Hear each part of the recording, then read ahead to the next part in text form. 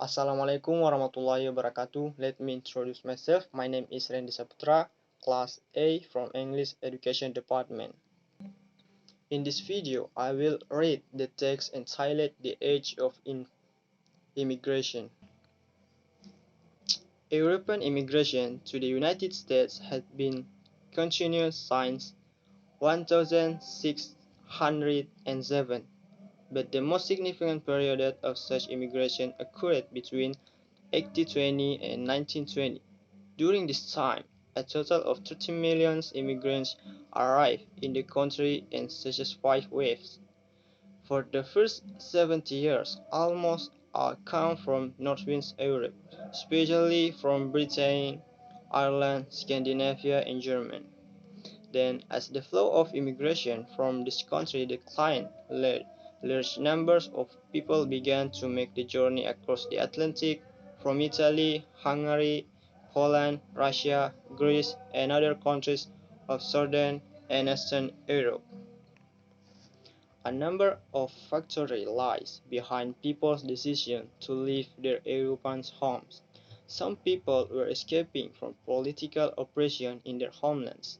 Others, especially in Britain and Germany, had acquired technical skills that allowed them to seek jobs on the open market. For still others, threats to their physical survival were a factor. The start of the Great Period of Irish immigration, 1845 and 1900, for example, is associated with a disease that destroyed the potato crop and caused starvation throughout Ireland. The Jews of Eastern Europe saw moving to North America as a way to escape widespread prejudice and violence in which thousands of Jews were murdered. Although each immigrant had his or her reason for leaving home, one factor, economic hardship, was behind much of the decision to risk an uncertain future in America. 19th century Europe was and continued in economic transition. The old agricultural system that depended on large numbers of young-skilled workers was disintegrating and leaving many of the workers unemployed. Other workers found themselves replaced by steam-driven machines. The population was increasing and encroaching into the towns and cities, thus industrialization was creating. This transition created unemployment and poverty for masses of people, conditions that led many to consider starting a new life in a new country. Immigrants, immigrants brought with them a wide diversity of language, cultural, and educational background. However, whether Irish or Italian, educated or literate, skilled or unskilled, industrial worker or teacher, worker or lawyer, most immigrants had two qualities in common. First, because the great majority were between 50 and 35 years old, most had the energy of youth.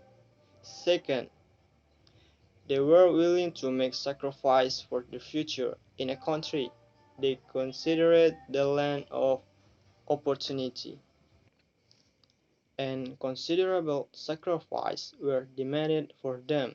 They left home with little more than a suitcase to carry their possessions. In the United States, both men and women worked long hours for low wage. The majority lived in unhealthy conditions in the overcrowded immigrant neighborhoods of the large cities of the Northeast, Great Lakes, and Midwestern states.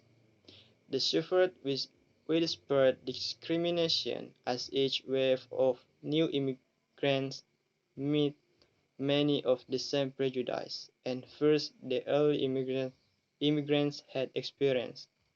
Some of the less fortunate arriving during the Civil War were immediately persuaded to join the Union Army and were killed in the fighting, few of the first generation managed to achieve the prosperity that was the dream of every immigrant.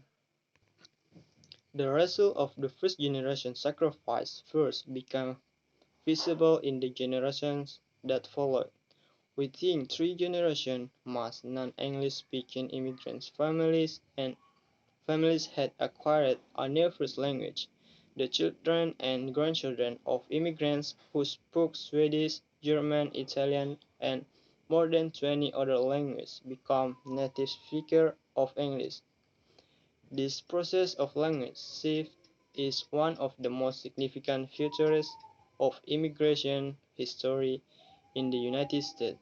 Although the process did not guarantee this generation would become wealthy and successful, it was essential for economic advancement and for full integration into the mainstream of society.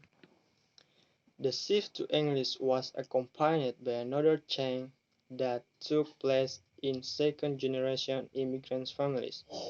While first-generation immigrants still tended to think of themselves as Irish, English, Italian, or German, their children and grandchildren clearly considered themselves American.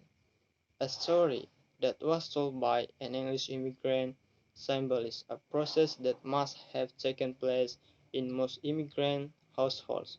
One day, the immigrant's son came home from school, where his class had been learning about the American Revolution. He explained to his English-born father what had happened in words similar to this. You had the king's army, and we had only a bunch of farmers, but we beat you anyway. Out of the diversity of more than 30 countries and almost as many languages, a generation appeared that felt itself to be truly American.